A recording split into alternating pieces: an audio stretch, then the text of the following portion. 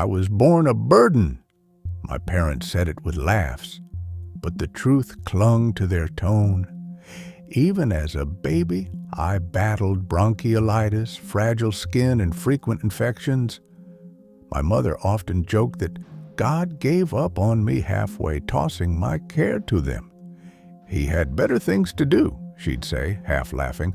I was the fragile branch on a sturdy tree. I had 3 older brothers, 2 younger sisters. One illness left, another followed. Bronchiolitis became asthma. Infections morphed into allergies. Skin troubles shifted into eczema. Add splitting migraines, blurry vision, and nausea on roads, and there you had 8-year-old me. We lived by a vineyard. East of Toulouse, past Engaillac and Albi, lies a road-slicing forest and revealing the patchwork hills of southern France. Champagne is what people think of, but there's more. My father used to say, before France was born, wine was already here. We didn't live on the vineyard, but we owned it. Dad had tilled the soil since youth, and we, his sons, were bound to follow. The girls too, but differently. But this wasn't a movie scene of berets and baguettes down cobbled lanes. It was grueling. Chemicals, machines, forms, evaluations. Tradition had to evolve for modern business, so when I say hard work, I mean it. Dragging gear, endless forms, loading crates, supplier talks, taxes, meeting harvest quotas. But I couldn't do all of it. I wished I could, but I just couldn't. Running wore me out, and weightlifting drained my breath. Screens gave me migraines. Mom washed my clothes separately, or I'd break out in itchy hives from detergents. I needed special soap and custom buttons and zippers. A nickel allergy cursed me. And wouldn't you guess, most fasteners are nickel-based. But even with that, I could cope if it weren't for my fur allergy. My siblings dreamed of pets, but I was the reason they couldn't. If they visited a friend and that friend had a cat, I could flare up. It got so severe sometimes that I had to sit in the car during grocery trips just in case someone brought their dog. I did have meds for it, but they left me groggy and nauseated, not ideal for long drives. I remember once, my brother Maurice snapped at our parents. He was 5 years older and had just stepped into teenage defiance. We were all at the table when I reacted to something in the soup. My parents debated whether it was the tomatoes or the scallions. Mom had aired the house earlier. Maybe it was pollen. But Marie couldn't hold back.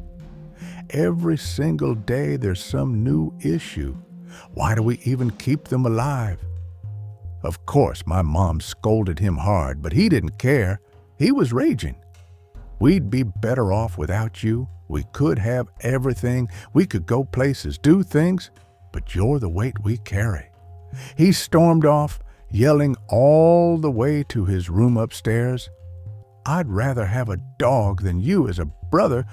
The painful part is he wasn't lying. He just said out loud what everyone kept quiet. And that's what stung the most. That night, I slipped into the woods. I'd taken one allergy pill to keep the trees from making me sick, but my legs were already heavy from the side effects. My pockets were stuffed with medicine, my usual prep for leaving the house. I was determined to find Marie a dog. Dumb plan, I know, but I just wanted him to see me differently. Obviously, wild dogs aren't exactly common in rural France, but logic wasn't driving me. I felt crushed and didn't want to be dead weight anymore. I roamed the woods for hours, calling into the night for anything to answer, anything I could bring back to prove I was worth something.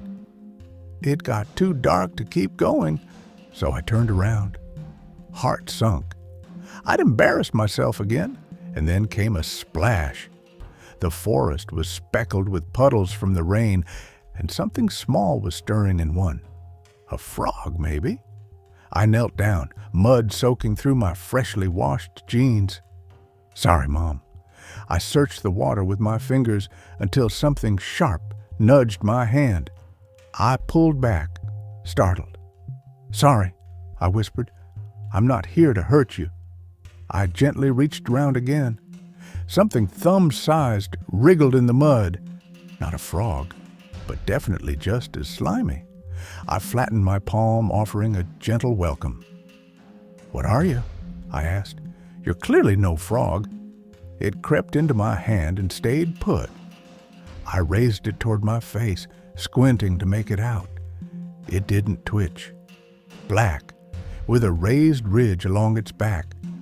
Do you want to come with me or stay here? Your choice. I lowered my hand again, but it didn't budge. I couldn't help grinning. That might have been the first time something chose me, willingly. But it was getting late, and my parents were still searching. I rushed to the storage shed and grabbed a jar. I poured in some rainwater and lowered my new pal inside. I left the lid open in case it changed its mind, murmuring apologies, and promised I'd return come morning. I hid the jar behind the house, under a heap of leaves. My parents were livid, of course, but mostly anxious. Maurice caught a stern lecture, which only made things worse. Not only was I a problem, now he was paying for it too. I expected punishment. That night, sleep was distant. I kept picturing the jar's little guest. Maybe it really was a frog. A wicked, cool, mohawk-wearing, all-black punk frog. At sunrise, I dashed out to check. The jar sat quiet. The creature curled tight at the bottom, as if trying to sink itself entirely beneath the water. I hadn't added enough water and hadn't thought it might need more.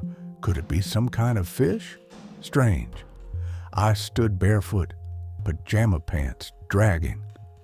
The morning fog lifted as the sunlight crept in. My hands were numb while I filled the jar with the garden hose and lifted it near my face for a closer look. The thing was about middle finger length and dark as midnight. I could make out its spine, tiny spikes jutting along its back, but I still couldn't figure out what it was. Its head resembled a trout's, but its body slithered like a snake. Gills fanned out with long threads on each side. The moment the jar filled, it sprang to life, spinning and somersaulting like a joyful little ballet. And then it looked straight at me with blank, unreadable eyes. I'll call you Milu, I said with a grin, and we're going to be best friends. Yep, I was definitely the Tintin type of kid. I decided Milu would be my secret. Maurice was still kind of bitter about the scolding, so I figured it was safer not to show him anything he might twist against me. I'd never had a pet before, and likely never would, so I made a quiet decision to keep Milu's secret. I gave him tiny bites of food, grapes from the vineyard, ants, flies, and scraps I could sneak from breakfast and dinner. He was slow to eat, but seemed to enjoy every offering. He also liked little toys, so I dropped in plastic army men, stones, and odd bits. I'd picture him as a sea monster towering over the soldier figurines, my personal kraken. After a few days, a strange odor started coming from the jar, so I thought it was time for a clean. I waited till the house was empty, grabbed a clean jar from the storeroom, and rushed to the kitchen. My chest was thudding as I opened the jar. Then my nose was hit with a searing sting. I was having an allergy attack. I filled the new jar with water, transferred Milu, and dumped the old water fast. I stumbled outside and nearly dropped him. I had to sit down, gasping for breath, and took my asthma meds between coughs and tears. I'm sorry," I whimpered. "I'm sorry, I don't even know why." I looked at Milu. He'd pressed his little fish face against the glass, staring at me with eyes wide open. Even without any expression, I could feel his concern. Something in that discarded water had triggered my allergies. That much I figured out. I tried rinsing the kitchen sink to kill the smell, but I could still sense it. When my mom came home, I feared she'd notice it, but she just walked in smiling. "Who brought flowers?" she asked. "Smells amazing in here." As my secret habit stretched from days into weeks, I began to learn things. Milu did something to his water, something I was terribly allergic to, but others found pleasant. If it touched my skin, I'd get a horrible rash, but everyone else loved the scent. One day, while cleaning the jar, my dad suddenly burst through the front door. He'd probably come back to grab lunch. I dashed out the back door, leaving the dirty jar on the kitchen counter. It didn't have any stones or sticks in it this time, but the smell was just as strong. It made my body crawl. But Dad, he didn't react at all. I saw him through the kitchen window, lift the jar, peer inside, sniff it, tap it with his tongue, then guzzle it down in 6 huge gulps. Naturally, Milu started growing. The tendrils from his gills stretched longer, and his jaw shifted into a kind of underbite. His scales thickened, catching light with a subtle gleam. I had to move him out of the jar and into a pot. We had a few lying in storage, but I soon realized he didn't like it. He wanted something clear. He liked to see. He'd float around with his tail flicking gently, head always lifted, just hanging there for hours, watching everything. We had this old glass fermentation jar in the garage. Grandpa had once used it for making jams, but it had been untouched for years. It was bigger than my head, giving Milu space to grow, and it was made entirely of glass, which was perfect. It even had a spigot, so I could drain the wastewater without dumping the whole thing. It worked. There was a corner in our shed nobody ever looked in, and I hid Milu there, but he protested. He'd bump his head against the glass, nudging me back outside. "I don't know where to put you," I told him. "I need to keep you safe." He bumped the glass again. He was right. I couldn't shut him away in the dark forever. A hill overlooked the house, just at the forest's edge. The earth there was soft, carpeted in moss. I picked a spot beneath the tree and dug a shallow pit. I nestled Milu's jar into it, leaving the top exposed like a little skylight, then blanketed the rest in moss and leaves. I sat beside him. No more head bumping. He was content. "I'll try and find a cricket tomorrow," I whispered. "Maybe something extra." Milu twirled slowly in place. His dark eyes stared up at me from the jar's depths. "Need anything?" I asked. I didn't expect much, but he tapped the glass. He had done it before, but this time felt different, more intentional. I paused. "Do you actually understand me?" Another tap. I leaned closer, eye to eye with him. He never blinked, only shifted to avoid sinking. "Do you know your name's Milu?" Tap. He knew. "Do you like me?" I asked. He hesitated, tilting his head, studying me, side to side. My heart dipped. Then suddenly, another tap. Clear as day. We were friends. A few days later, I climbed the hill again to refresh Milu's water. It started fine, but I ended up dumping an entire jar of waste all over myself. I quickly set him down and ran home to change before my throat flared up. I sprinted through the kitchen. My dad was chatting with my sisters about their schoolwork. As I rushed past, he called after me and followed me into the washroom. I changed fast, trying to hide the splashes, but he was right behind me. "What's that smell? Where were you?" "Just out," I said. "In the woods, not far. I didn't go near the lake or anything." He grabbed my dirty pants from the laundry bin. It smelled like trouble to me, like allergies waiting to explode. But he smelled something else. "Is that wildflowers? Or melon?" I didn't respond. I washed my hands and felt a rash creeping up. Dad bent down, looked me right in the eye. "Did you make that lemonade? The one in the jar on the counter? It's just water." "Not lemonade," I replied. "Everything is water, wine too, but did you make it? Sort of." He grinned, gave my shoulder a gentle squeeze. I think that was the first moment I felt him truly proud of me. "You should make more," he said. It was amazing. I started visiting Milu daily, chatting about anything and nothing. I told him what Dad had said, and Milu seemed pleased. He didn't seem to mind at all. I had my doubts, though. I didn't want anyone discovering Milu or asking too many questions, so next time I cleaned his jar, I kept the water. I poured it into bottles and filled each with wild flowers. That made it feel more real, like I'd actually created something. Dad had never really pushed me to make things before, but I'd watched my parents make stuff in the kitchen for years, so I knew where to find everything. I scrubbed the bottles, added honey and fennel, and designed a label. It felt kind of genius. I worried I'd accidentally say Milu's name someday, so I made that the brand. Now, if I ever mentioned it, no one would question it. That night, as my family sat for dinner, I brought out every chilled bottle of Milu I had made that day. Each person got one. I told them Dad liked it, and I hoped they would too.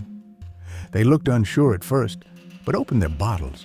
It fizzed like a soft, sparkling wine, and after one taste, all their doubts vanished. For the first time, the whole table lit up with smiles, and not just any smile. They were smiling at me. They adored it.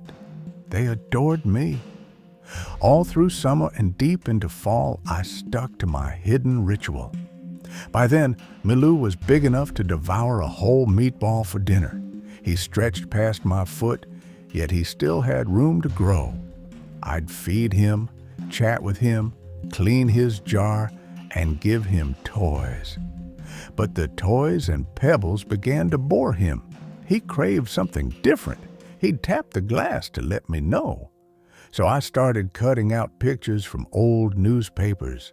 I'd lick them and stick them onto the jar for Milu's viewing pleasure. And he was mesmerized, especially by photos of people.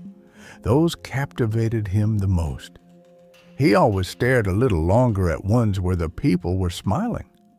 Once a week, I kept making new bottles of Milu. I told everyone it was my secret formula. My father brought home honey and fennel for me. Occasionally, he'd surprise me with cherries or some other fruit. We'd spend time together crafting recipes, and he urged me to be bold and try new things. To me, it all smelled like fiery acid. But being helpful filled me with warmth and pride. I wasn't just receiving, I was finally giving something back. I explained that I couldn't drink it myself, that it stung me, and they didn't question it. Yet they all enjoyed every drop, even Maurice. This went on for a full year. I had the greatest birthday ever, with my family genuinely celebrating me. It wasn't just duty, they were truly happy. They included me in discussions. They sought my opinion. On New Year's Eve, I overheard my dad, tipsy, boasting about my drink to a neighbor. I wasn't just the sickly kid. I was part of the family legacy. Still, not all was perfect. I'd often catch Maurice lurking in the fields or fiddling in the kitchen, trying to crack my formula. He always failed, and it drove him mad. He made it crystal clear he'd craft something superior. He refused to be bested by someone who could collapse from scented detergent. But Dad had grander visions. Come spring, we crafted our very first wine bottle using diluted water from Milou. Normally, that's done to tame the sugar content, but Dad believed it could add a rich, earthy flair. Not that I understood any of that at the time. Mineral water might not alter the flavor, he said, but it could transform how it feels. And with that, he raised my bottle, giving it a playful little shake. With this, he said, it'll feel like a mother's kiss. I still remember the day we completed the wine. Dad poured it gently into a small glass. He let it breathe for a while. We sat in silence at the kitchen table, waiting with quiet anticipation. He sniffed it, gave it a swirl, examined the hue and the texture. And when he finally took a sip, his eyes lit up like stars. He set the glass down and grinned at me as if he'd struck gold. He lifted me onto his shoulder and dashed outside with the bottle in hand. He shouted for my mom to try the glass on the counter. He set me down, and off we ran to the field hands. A couple of them were lingering on the side, taking a smoke break. Dad passed over the bottle with pride. "Tell me," he said, "tell me this isn't the finest thing you've ever tasted." The worker, Claude, took a swig straight from the bottle. He thought for a second, and then it just clicked. A grin spread across his face, and he burst out laughing. He passed the bottle to the other worker with a booming "hoo." Others started gathering. Everyone got a taste. Meanwhile, my dad made his rounds one by one. My son made this. This was my son's doing. They patted my back and tousled my hair. They lifted me up with cheers. The bottle kept moving from hand to hand, getting lighter with each sip. "Best thing I've ever had," someone said. "It's so gentle. How is it this gentle? It melts right through me. I adore it." Things after that were lovely, but tangled. Dad was eager for the recipe. He wanted to produce it, but of course I couldn't share it. He didn't get why, and I couldn't really blame him. I was just a kid and hated lying, but he'd be horrified by the truth. He wasn't angry, just let down. Maurice, though, had his own ideas brewing. One day, right after I cleaned Milou's jar, I spotted Maurice. He'd been tailing me. I thought I was slick, hiding empty bottles in my school bag, but he must have heard the clinks. He hadn't seen Milou yet, but it was close. He strutted over with a cocky smirk. "You stash them up here, huh? What are you using?" He scuffed some leaves with his foot. I stood frozen, saying nothing. It was like facing a predator where flinching might provoke it. "I don't get it," he said. "Mushrooms? Roots?" He lifted a stone and glanced at me. I didn't look back. That apparently was a mistake. He hurled the rock at me. I dodged it. It missed, but clanged against Milou's jar. No cracks, no chips, but it rang out. Maurice shoved past me. "No," I cried, "please stop." But that only fired him up more. He scraped away moss and dirt, revealing the jar's lid. Grinning, he twisted it. Just as it popped open, I grabbed a bottle from my bag and raised it like a weapon. "Stop it!" I shouted, my voice shaky with anger. He froze, letting the lid fall from his hand, and turned toward me. Older, bigger, and healthier. He was everything I wasn't. He was better in every way, but I had threatened him. He didn't take kindly to it. Without a word, he grabbed me, slamming me into the ground, his strength overwhelming. I had never faced him like this, not in such a raw, unrestrained fury. It wasn't just a fight. It was pure malice, as if he relished my weakness, my helplessness. As my face pressed into the dirt, my eyes caught sight of Milou's jar. Something moved over the edge, dark, empty eyes staring back at me.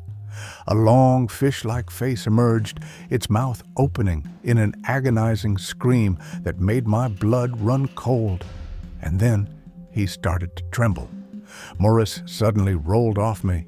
He was seizing.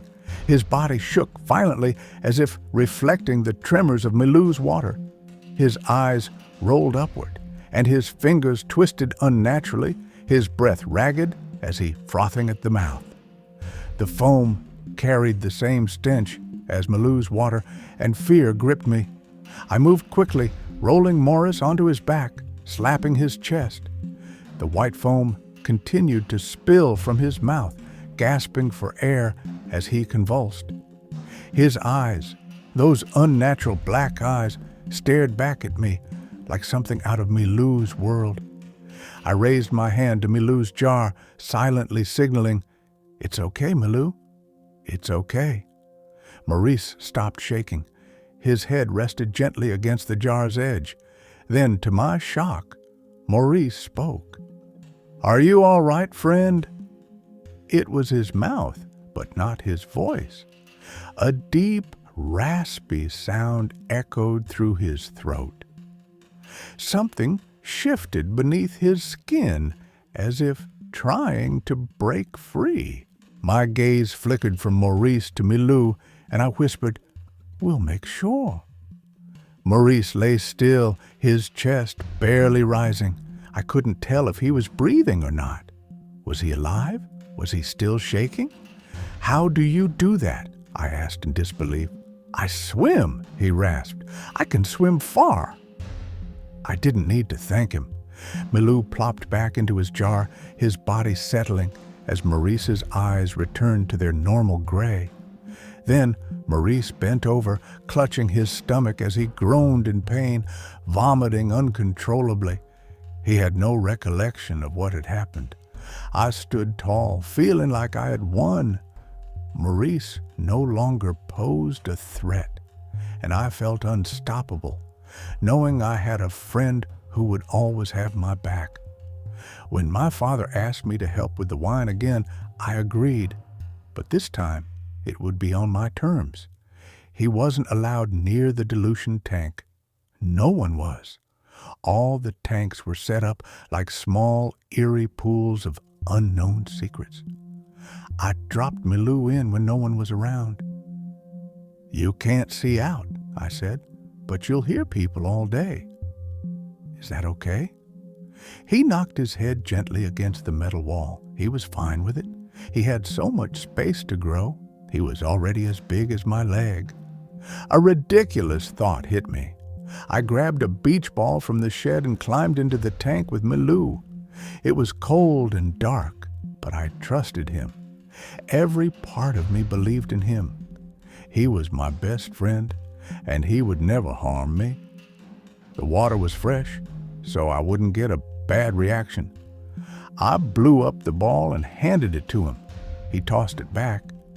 Soon, we were tossing the ball back and forth, laughing as it bounced against the cold steel. Time moved differently there, and things began to shift. Dad would make a test batch with Milou's water. He'd give the bottles to his workers and take a few to Marseille. The response was overwhelming. The first trial, named Ami de Milou, sold out almost immediately. What started as a passion project was now a commercial hit. It was all spiraling faster than I could control. I'd shout at workers to stay away from the dilution tank. Dad would wave me off, keeping his promise to let me manage the tank, but I could see the change. It was slipping from my grasp. The more I tried to hold on, the further I was pushed out. But why wouldn't I be? You can't expect a child to carry an entire industry. One evening, I saw Dad sneak up to the tank. He wanted to take a sample to get it analyzed. He'd sworn 100 times he wouldn't do it, but there he was. I didn't realize he needed to ensure there were no contaminants and that it was safe to consume. You can't sell mystery recipes after all. But I didn't care. I felt betrayed, so I let him open it.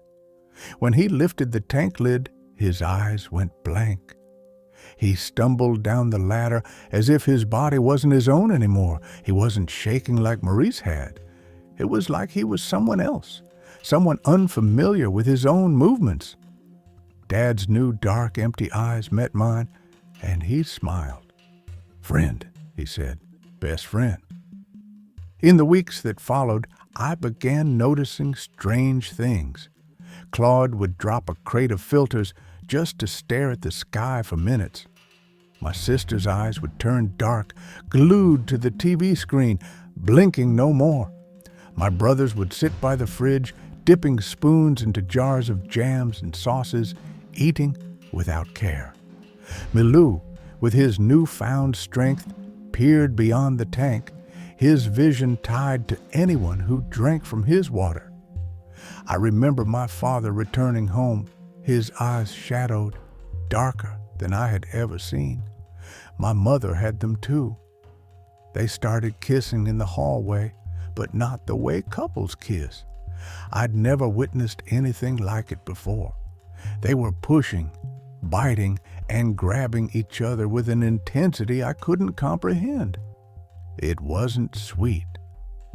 They rushed upstairs, disappearing for the rest of the night. We missed dinner that evening, but it wasn't like that every day. Most of the time, things stayed normal, until one day they didn't. I remember my 10th birthday vividly. It was too quiet. I walked downstairs and entered the dining room. They were all gathered, sitting in a circle. My mom and dad, my sisters, my brothers, their eyes all dark, smiles frozen on their faces, like they didn't know how to smile but were trying anyway. They looked like snarling wolves, biting down hard, their jaws trembling. "Happy birthday," they all said together. I got the seat of honor, all eyes on me. A carrot cake sat before me. My dad stood up with a kitchen knife in hand. He shoved my sister aside with such force that she toppled off her chair, still smiling. He leaned over the table, slamming his hand onto a plate as if his joints were stiff with age. I almost expected the plate to crack under the pressure. He brought the knife down with all his weight, slicing the tip of his index finger clean off. He didn't even flinch. He didn't slice the cake like you would expect. No, he just stabbed into it, as though that's what he had seen people do in pictures. Newspaper clippings don't move. With both hands, he pushed the cake across the table, dragging the tablecloth along with it. Every glass tipped over, every plate clattered to the floor. Spoons clinked as my siblings fell, one after another, like toppled chess pieces, their smiles never fading. "Happy birthday, friend," my dad gurgled. "Best friend." "Thank you, Milou," I stammered. "Thank you." "I love you," I whispered. "I love you too, Milou." Dad slumped onto the floor, his eyes fixed on me, curious like a dog. The last remaining spoon on the table was mine. They all stared, waiting for me to approve. I took a bite of the carrot cake, and their teeth began to chatter. They were delighted, so delighted. I had no idea how to respond. Milou kept stretching further and further away. I saw people around town, their eyes dark, walking like they weren't quite human. Bus drivers, fruit vendors. They'd stop to smell flowers, running their fingers over the blue sunflower petals at the shop. Sometimes they moved in groups, no words exchanged, just guttural sounds. They'd explore the world with a new kind of hunger, as if everything was a fresh discovery. I saw them at the library, 10 people reading 10 different books, but they didn't really read. At school, our music teacher pounded on the piano keys with a strange clumsiness. I had read about them in articles, those dark-eyed fishermen who'd vanish for days, only to return with barrels that would end up in our dilution tank.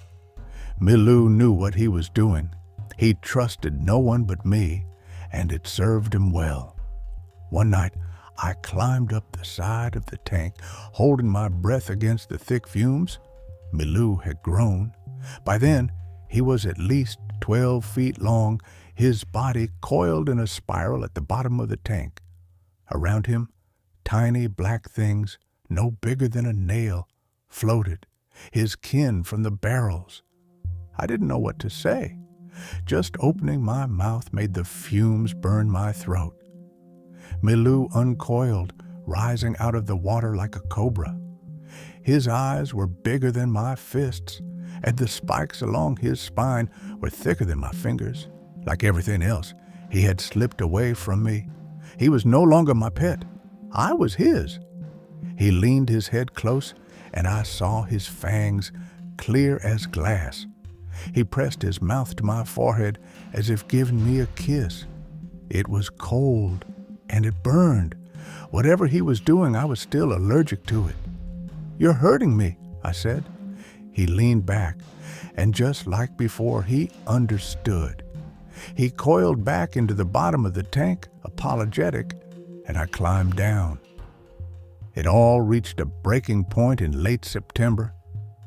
One night, I woke to the sound of cheering and the patter of running feet. From the window, I saw torches. They had started the tractor. They were dragging the tank into the open, chains wrapped around its sides. It left a deep track in the ground, carelessly crushing grapevines along the way. I threw on my shoes and rushed downstairs. My siblings were already outside, flailing their arms, their voices twisted as they gargled at the night sky. They had completely abandoned any attempt to look or sound human. They even smelled like me now. They were all wrapped up in pushing, chasing, dancing, jumping, yelling. One of my sisters knelt, her eyes fixed on the full moon. Claude played with a torch, running a black and tan strip through the flame. But I couldn't find Mom and Dad. And then I saw them. They were coming out of the storeroom, something between them. After a few seconds, I could see more clearly. They were carrying someone, holding them on their shoulders. A stranger, it seemed. He was waking up. "Let me go," he yelled. "Who are you people?" Everyone threw things at him, grapes, tools, gloves. Blood trickled from his forehead. When he got closer, I saw the gash across his brow. They had hurt him. "What are you doing?" he asked. "What is this?"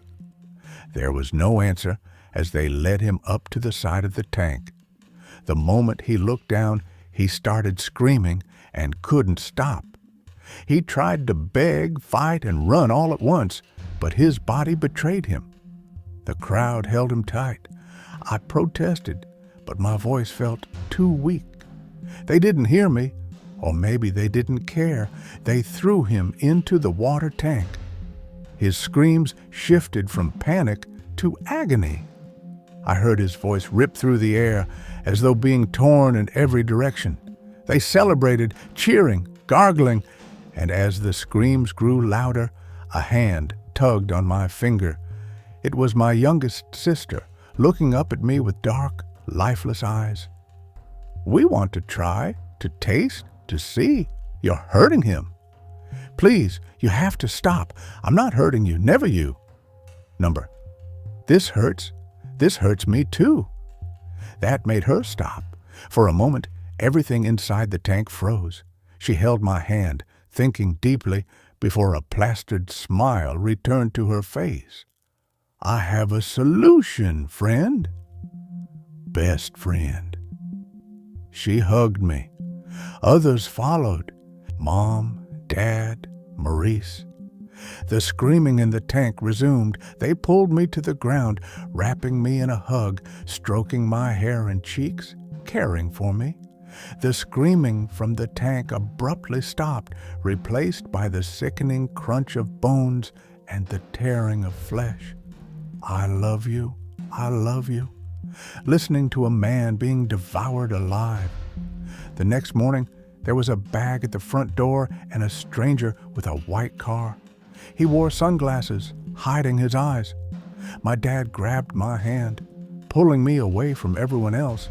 "If it hurts, you can't look. I'll take care of you." "Wait, what are you doing?" They shoved me into the car, tossing Maurice in after me. He looked at me with dark, emotionless eyes. "I don't like this one. He goes too." They took my things and sent me away. I stayed with the stranger in Marseille for a while. Weeks, maybe. Maurice eventually returned to normal, but we couldn't make sense of it, of any of it. We were just kids, powerless. But we had a roof over our heads, food, clean clothes, and as much allowance as we could ever dream of. We could play any game, visit any place, see anything. I wish I could say we fought back, that we came up with a clever plan, that we were smarter than these strange beings from the woods. But we didn't, and we weren't. This was long ago. Ami de Milo goes by a different name now. I've tried posting it here, but it always gets removed. I think they filter it. I'm almost 22 now and haven't worked a single day in my life. I have a nice car, a big apartment. Most people assume it's trust fund money, but when I mention the company's name, people always gasp. I'm sure you've heard of it. I can say whatever I want, but no one will believe me.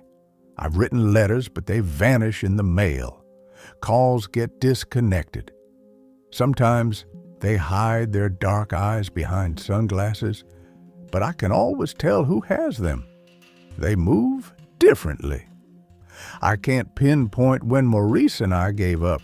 Maybe it was when we realized we could have ice cream for dinner. Maybe it was when Maurice moved out and got a dog.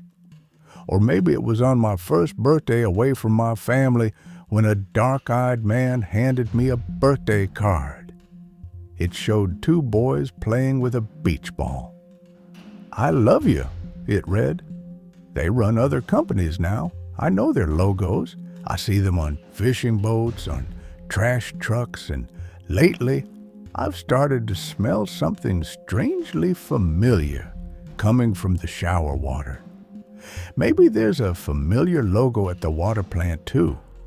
I've returned a few times, but there's little I can do about it. There are so many forces keeping me from taking action. I never get closer than the hill that overlooks what used to be a vineyard. Now, it's surrounded by walls and barbed wire, mostly enclosing the new artificial lake they've created.